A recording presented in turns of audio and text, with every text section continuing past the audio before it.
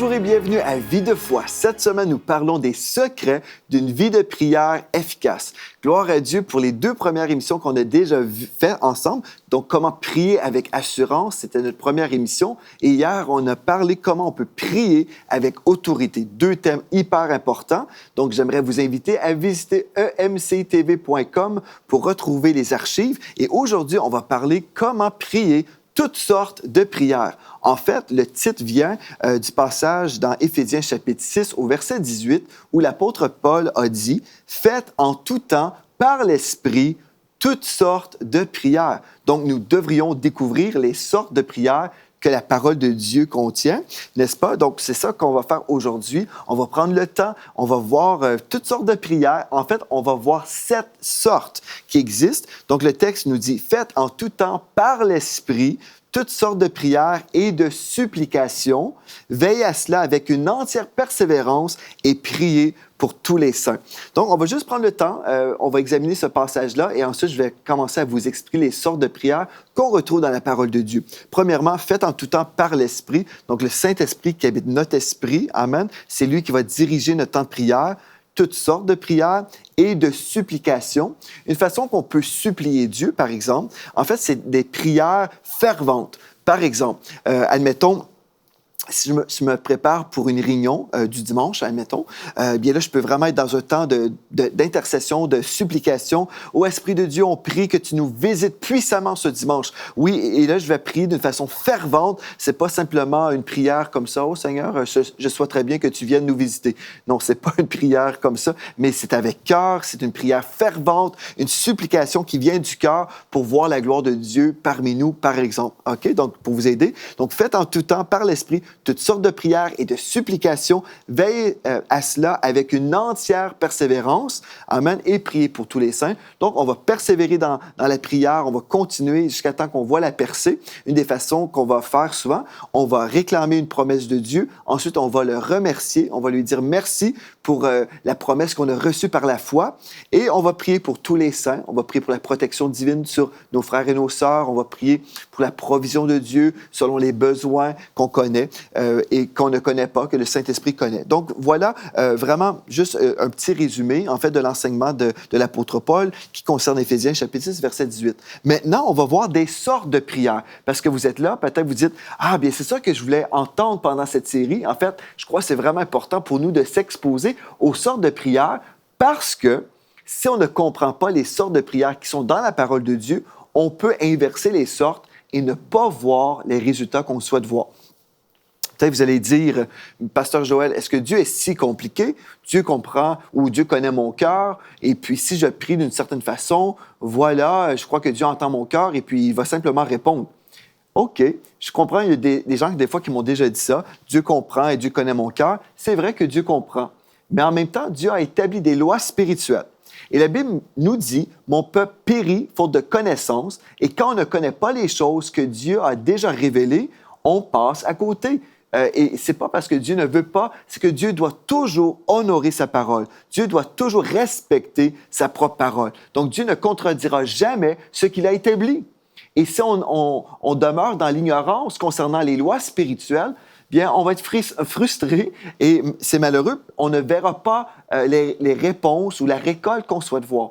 Donc, aujourd'hui, c'est vraiment une émission bénie parce que vous allez découvrir les sortes de prières et vous pourrez prier selon les sortes qu'on retrouve dans la parole de Dieu. OK, donc la première chose qu'on va voir ensemble, c'est la prière de consécration. OK, la prière de consécration, je vous donne la définition. On se dédie à Dieu pour recevoir sa direction quand sa volonté est incertaine.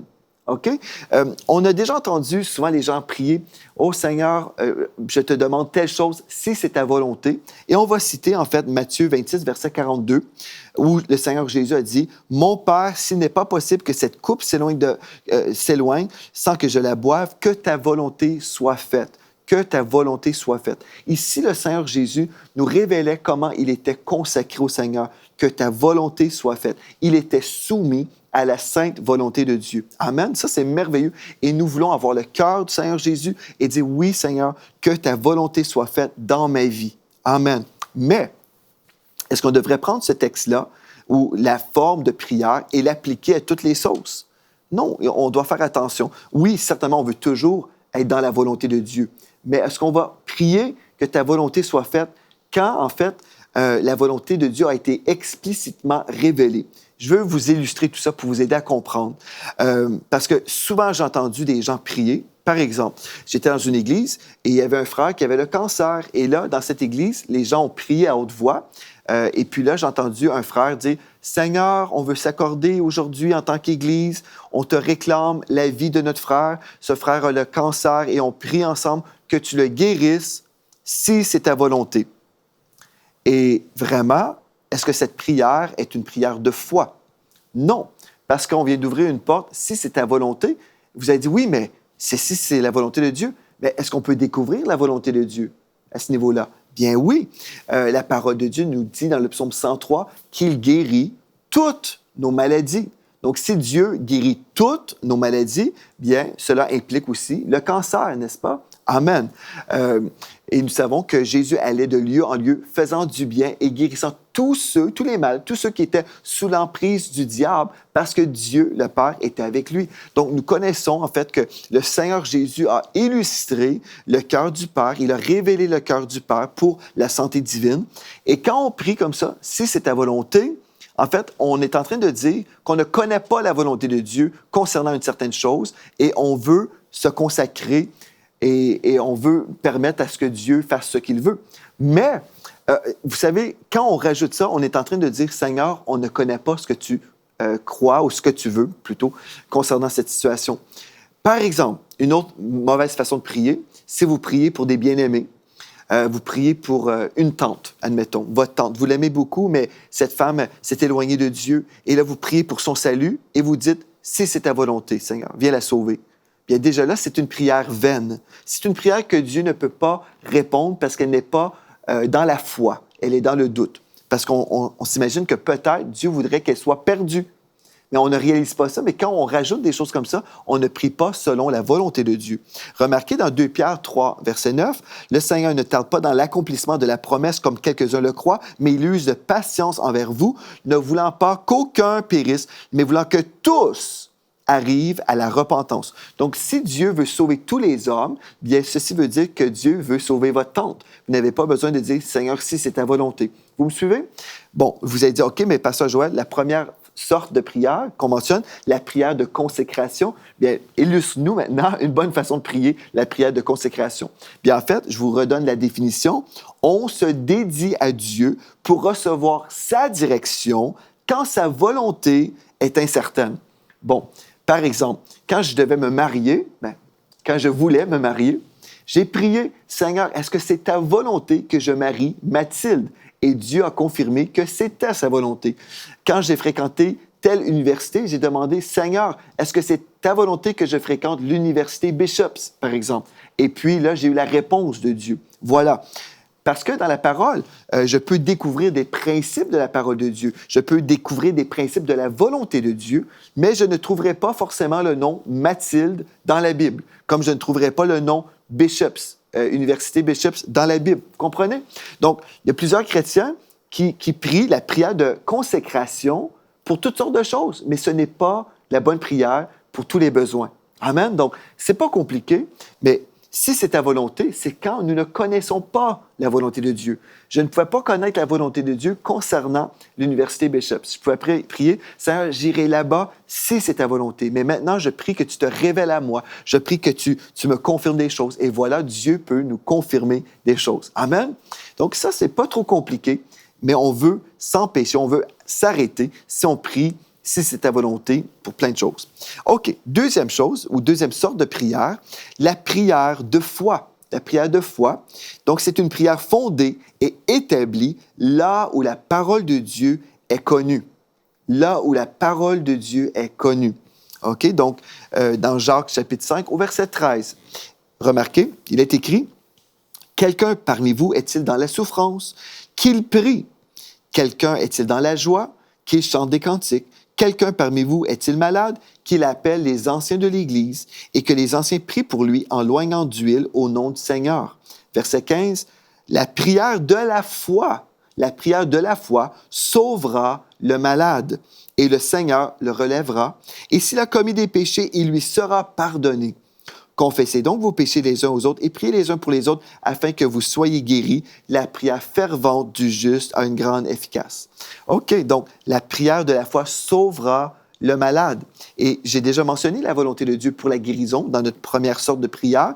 Maintenant, dans notre deuxième sorte, ici, encore une fois, la prière de la foi sauvera le malade. Ce qui prouve qu'on ne voudra pas prier la prière de consécration, mais on veut prier la prière de foi. La prière de foi ou de la foi, c'est en fait une prière convaincue de la volonté de Dieu. On va retourner la parole et on peut dire, Seigneur, tu as dit, selon le psaume 103, que tu guéris toutes nos maladies. Selon 2 Pierre 2, 24, tu as dit dans ta parole, Seigneur, que tu guéris par tes meurtrissures. Nous avons été guéris. Oh Seigneur, je crois que c'est un fait. Nous avons été guéris. Et là, j'exerce ma foi. Et là, je vais prier pour un frère ou une sœur dans le besoin. Je vais imposer les mains et je vais prier avec foi, pas avec doute, pas avec des pensées que peut-être Dieu ne veut pas. Vous savez, si je prie pour un malade et puis je me déplace, je me rends à la maison de la personne qui est accablée ou qui est souffrante et je dis, OK, mon frère, je vais prier pour toi. Seigneur, guéris le frère si c'est ta volonté. Ce n'est pas la prière de la foi et c'est pour ça que la personne ne guérira pas. Parce que nous ne prions pas avec foi. Et dans Jacques, la Bible dit qu'on doit vraiment s'attendre de recevoir de la part de Dieu et être dans la foi. Parce que si nous sommes dans le doute, nous sommes comme les vagues de la mer. On ne recevra rien de la part de Dieu. C'est ça que la Bible nous dit. Et des gens disent, « Ah, mais Dieu connaît mon cœur. » Oui, Dieu connaît votre cœur, mais votre cœur a besoin de connaître son cœur aussi. Amen. Et ça, c'est une chose très importante. Souvent, on se défend, on se justifie. Mais est-ce que vous voulez vous justifier pour demeurer dans l'erreur, pour demeurer sur le chemin, votre chemin qui ne fonctionne pas? Des fois, nous sommes là frustrés parce que nous ne voyons pas les résultats et nous blâmons Dieu. En fait, on ne blâme jamais Dieu. Une chose très importante que j'ai souvent enseignée, si vous voulez vous mettre en colère ou vous frustrer, mettez-vous en colère contre le diable parce que c'est lui qui vient vous voler, vous égorger et vous détruire. Mais Jésus est venu pour vous donner la vie et la vie en abondance. Donc, ne soyez pas frustrés contre la source de la vie. Aimez le Seigneur Jésus, louez-le, appréciez tout ce qu'il vous donne et ne vous permettez jamais d'être en colère contre Dieu. Certains diront, oui, mais Dieu permet.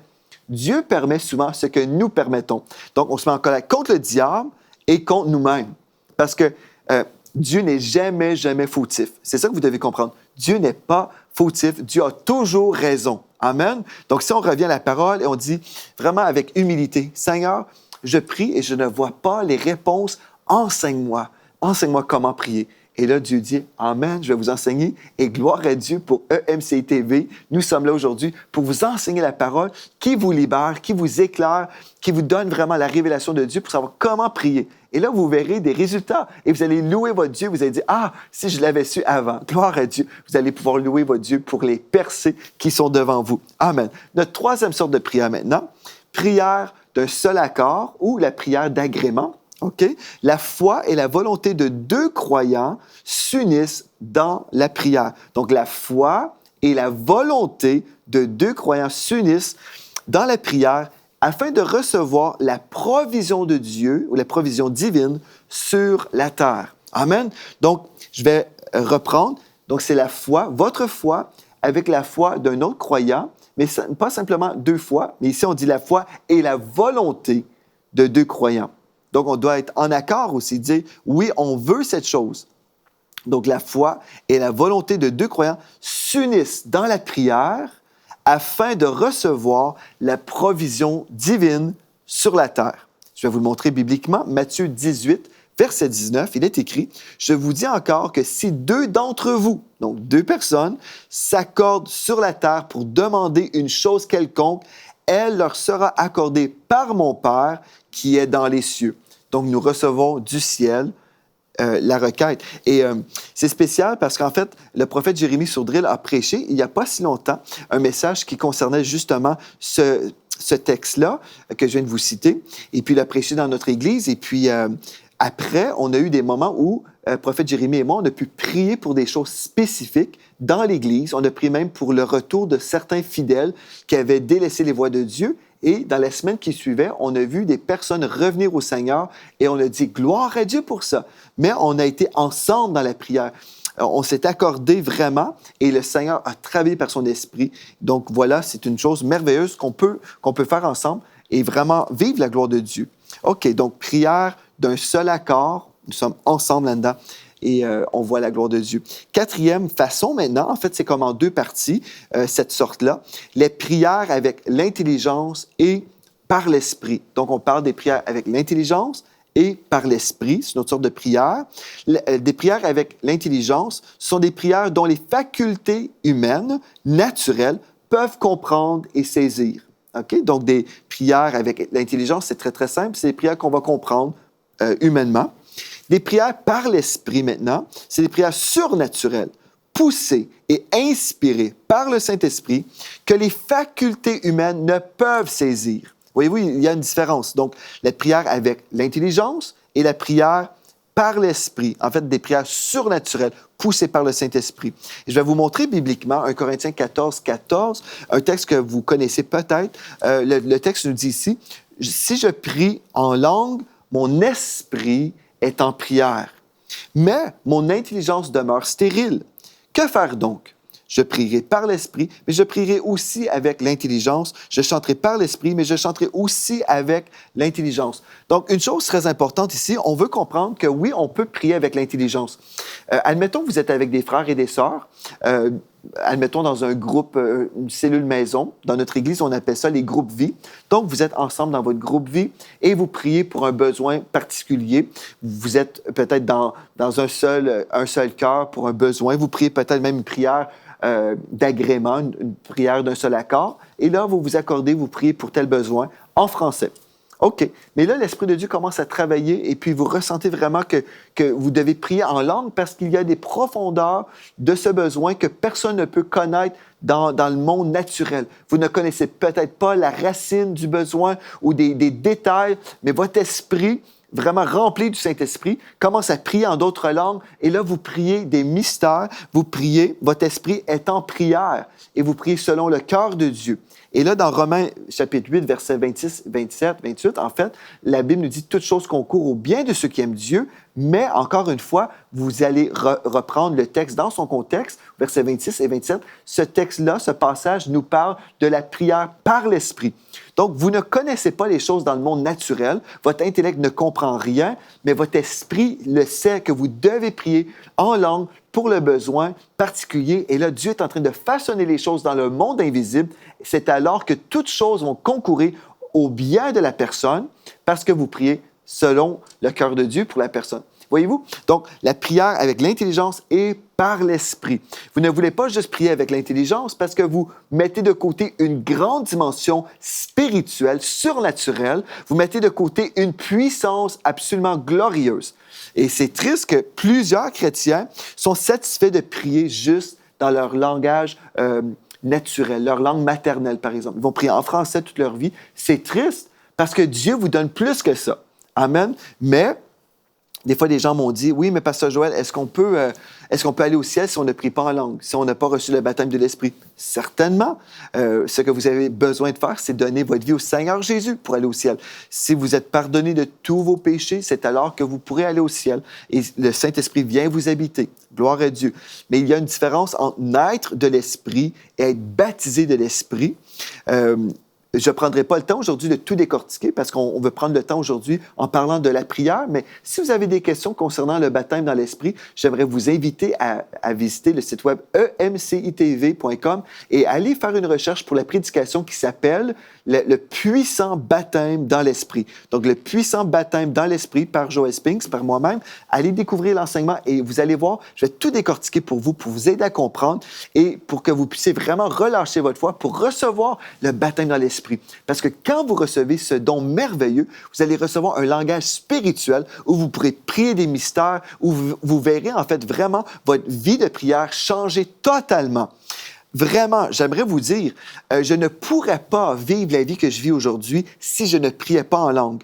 Il y a plusieurs personnes qui disent « Ah, j'aime les résultats que vous avez. J'aimerais ça voir, par exemple, notre Église vivre telle chose. J'aimerais ça voir des ministères médiatiques vivre telle chose. » Mais nous sommes contre le baptême dans l'Esprit. Nous sommes contre la prière en langue. Mais en fait, souvent, les gens aiment le fruit, mais ils refusent de prendre ou d'emprunter le même chemin qui nous donne ces fruits-là. C'est comme plusieurs personnes ont dit « Ah, j'aime beaucoup la louange de tel ministère », mais ces chants ont été composés lorsque le chantre ou la directrice priait en langue. Elle priait en langue, elle a reçu du ciel des chants inspirés de Dieu, et nous aimons le résultat, mais nous refusons souvent l'avenue par laquelle Dieu a emprunté pour donner ce chant. Donc, on doit être cohérent et dire « OK, il y a des prières avec l'intelligence. Amen, on va prier en français ou en anglais ou peu importe votre langue. » mais aussi par l'Esprit, aussi dans le monde surnaturel où on va connecter avec l'Esprit de Dieu. Nous allons prier la volonté de Dieu sur la terre comme au ciel. C'est merveilleux. Alléluia. Et c'est alors que toutes choses vont concourir à notre bien. Amen. OK, une cinquième sorte de prière maintenant, les supplications, que j'ai mentionnées rapidement au début. Donc, les supplications, une demande, une prière faite avec instance et soumission. Alléluia! Dans Philippiens 4, verset 6, la Bible nous dit « Ne vous inquiétez de rien, mais en toute chose, faites connaître vos besoins à Dieu par des prières et des supplications avec des actions de grâce. » Ici, des fois, les gens s'imaginent qu'une supplication, c'est de supplier Dieu, c'est de le convaincre. « Oh Seigneur, voici pourquoi on mérite telle chose. Voici pourquoi tu devrais faire quelque chose parce que nous faisons si pitié. C'est terrible ce que nous vivons, Seigneur. » Et là, les gens s'imaginent qu'on doit décrire à Dieu notre horreur et nous supplions Dieu. Et vraiment, en fait, la supplication, c'est de prier une prière fervente, une prière de cœur. Et vraiment, c'est d'exprimer notre cœur pour le cœur de Dieu et ce que Dieu veut faire parmi nous, ce que Dieu veut faire dans notre vie. Et là, nous entrons dans des actions de grâce. Donc, des prières, des supplications, des prières ferventes avec des actions de grâce. On se met à louer notre Dieu déjà parce que nous sommes dans la foi que Dieu est en train de travailler. Par exemple, on veut, vivre la gloire de Dieu dans le temps de louange à l'Église. Et on peut vraiment entrer dans un temps de supplication. Et on prie, « Oh, Esprit de Dieu, visite notre équipe de louange. Touche le responsable de la louange. Que ton esprit tombe sur lui. Oh, Esprit de Dieu, nous prions que tu vas faire des grandes choses dans le nom de Jésus. » Alléluia. Et là, nous sommes dans la foi et nous commençons à louer notre Dieu avec des actions de grâce. Alléluia, parce que nous croyons que Dieu a entendu et que Dieu veut cette chose-là. Amen. Alléluia. OK. Une sixième façon, une sixième sorte de prière, c'est les prières d'intercession. Les prières d'intercession, donc, c'est lorsqu'on prie dans l'intérêt de quelqu'un pour empêcher le jugement. OK? Je reprends. Lorsque l'on prie dans l'intérêt de quelqu'un pour empêcher le jugement. OK. Dans 1 Timothée, chapitre 2, versets 1 et 2, il est écrit, l'apôtre Paul a dit à son fils spirituel Timothée, « J'exhorte donc avant toute chose à faire des prières, des supplications, des requêtes, des actions de grâce pour tous les hommes. » Remarquez, l'intercession, c'est pour tous les hommes, pour les rois et pour tous ceux qui sont élevés en dignité, tout ça en autorité, selon certaines traductions, afin que nous menions une vie paisible et tranquille en toute piété et honnêteté. Donc, l'intercession, c'est une prière pour quelqu'un. Par exemple, ici au Canada, on peut prier pour notre premier ministre. En France, vous pouvez prier pour votre président. Vous pouvez prier pour les personnes en autorité, ceux qui siègent au gouvernement. Par exemple, on peut prier aussi pour nos pasteurs, nos responsables de département. On peut prier en fait pour les autorités qui sont là, mais l'intercession ne concerne pas uniquement les autorités, mais nos frères et nos sœurs dans l'Église aussi. On va intercéder, on va livrer un combat et peut-être vous voyez quelqu'un en ce moment qui s'est détourné de Dieu. Et vous pouvez entrer dans un esprit d'intercession pour cette personne. Et vous savez que la personne qui s'éloigne de Dieu va subir un jugement. Vous savez que si elle ne revient pas dans les voies de Dieu, bien, ce n'est pas la gloire qui l'attend. Mais vous savez qu'il y a des choses terribles. Oh, elle va être attaquée par le diable, elle va vivre des choses. Et vous le savez, vous avez des révélations de la part de Dieu. Donc, vous entrez dans un esprit d'intercession. Et en fait, c'est l'Esprit de Dieu qui vous inspire dans votre prière. Je me souviens, une fois, je priais pour une tante qui s'était éloignée de Dieu. Et je me souviens, j'étais à l'Institut biblique aux États-Unis. Et là, l'Esprit de Dieu est venu sur moi et m'a inspiré. Et je me suis mis à vraiment prier en langue et je priais et je me suis mis à pleurer pour cette tante qui était éloignée de Dieu. Et je disais, oh Seigneur, touche-la, visite-la. Et là, j'avais des prières de supplication, que l'Esprit de Dieu la touche, que l'Esprit de Dieu lui révèle son état. Et j'étais vraiment, pendant longtemps, au-delà d'une heure dans la prière et l'onction de Dieu venait sur moi. Et je pleurais. Ce n'était pas des prières juste comme ça, mais c'était vraiment des prières inspirées par Dieu. Et je crois que l'Esprit de Dieu a travaillé dans son cœur à un tel point où elle est revenue dans les voies de Dieu. Et aujourd'hui, elle est de retour dans la maison de Dieu. Et je crois que Dieu s'est servi de ces prières-là pour la toucher. Gloire à Dieu. Vous pouvez intercéder. Et des fois aussi, peut-être, vous allez recevoir de Dieu une vision.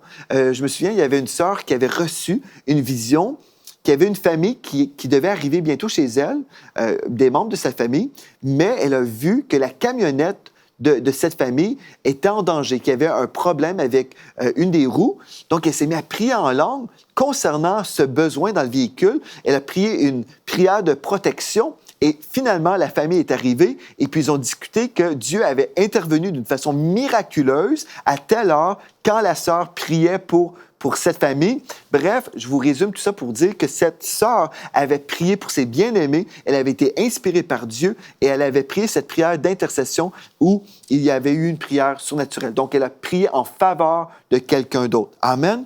Et finalement, notre dernière sorte de prière, ce sont les prières de contemplation, donc des prières silencieuses, oui, silencieuses, d'un croyant qui médite sur la grandeur de Dieu et qui se rend disponible à entendre sa voix. Souvent, on s'imagine que la prière, c'est juste nous qui parlons. Mais en fait, la prière, c'est vraiment une conversation. C'est un dialogue. Je parle à Dieu, mais Dieu me parle aussi. Donc, une prière de contemplation, c'est un temps où je m'arrête. J'arrête de parler et je prends le temps d'écouter mon Dieu. Et oui, l'écoute fait partie de la prière. Donc, c'est pour ça qu'on doit le mentionner. Dans le psaume 46, au verset 10, il est écrit « Arrêtez et sachez que je suis Dieu, je domine sur les nations, je domine sur la terre. » Et dans le psaume 63, verset 3, verset 6, le psaume 63, verset 6, « Lorsque je pense à toi sur ma couche, je médite sur toi pendant les veilles de la nuit. » Donc, je médite sur mon Dieu, je pense à mon Dieu, j'écoute la voix de Dieu en ce qui concerne mes requêtes de prière. Donc, c'est vraiment de la prière. Écouter, c'est pas simplement parler, mais les prières de contemplation font partie des autres sortes de prières qu'on a déjà mentionnées, où nous avons peut-être prié, nous avons intercédé, mais nous avons aussi pris le temps de faire des prières de contemplation, des prières silencieuses, des prières où on écoute Dieu.